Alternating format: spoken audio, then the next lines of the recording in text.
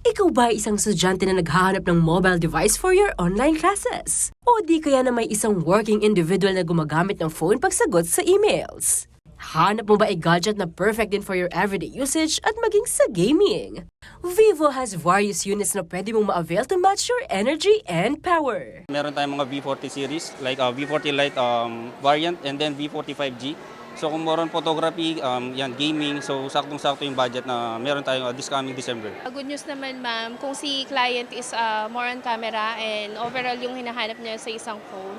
So we suggest na pwede niyang ma-avail yung V40 Lite natin which is bagong release lang po. Na-release lang siya noong November 1. So meron po siyang price na nag-start ng $13,999, $15,999 and $18,999. Pero ma'am si Vivo, meron naman po tayong mga affordable na phone na ino-offer which is $4,399 yung pinaka-lowest price natin.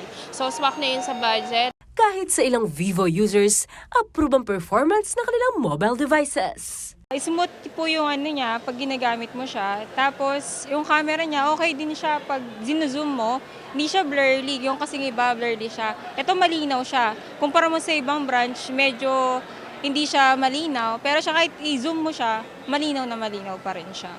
Though older models na po yun, maayos po siya. Natutulungan po ako sa pag-send ng mga modules, especially nung nagkaroon po ng COVID, ng pandemic. Nakakatulong rin po siya. And yung storage niya po nun, nasa 32 gigs. So talagang madami rin po nun malalagay ko doon. And nada-download.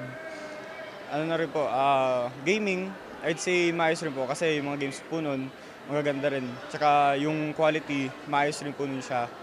Tsaka rin po yung niya po, response time, mabilis rin po. Aabot na sa 500 million ang active users ng Vivo products sa buong mundo. At sa darating na December 15, panibagong products na naman ang ilulunsad ng Vivo para sa lahat. Ito ay ang Vivo X200 series. Meron tayong 200 megapixel size EPO telephoto camera. So yun yung mga kahit dun sa 100 times pagka zoom mo siya, so mas detailed pa rin sa once na kinaptured mo yung photo. Vivo pa, this December 15, meron po tayong bagong ila-launch na unit which is X200. So first, X-series natin na i-release na gumagamit ng telephoto lens. So swak yun sa mga gustong mag-avail ng more on camera features po.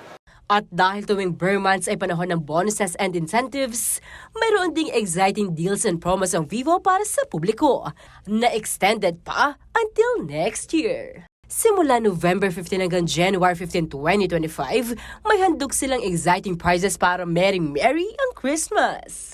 Mag-avail lang ng any Vivo smartphone, i-scan ang QR code at maaari ng manalo ng iba't ibang papremyo. Kasama sa mga pamasko ng Vivo ay ang smartwatch, earbuds, Bluetooth speakers at ang grand raffle prize, ang X200 series.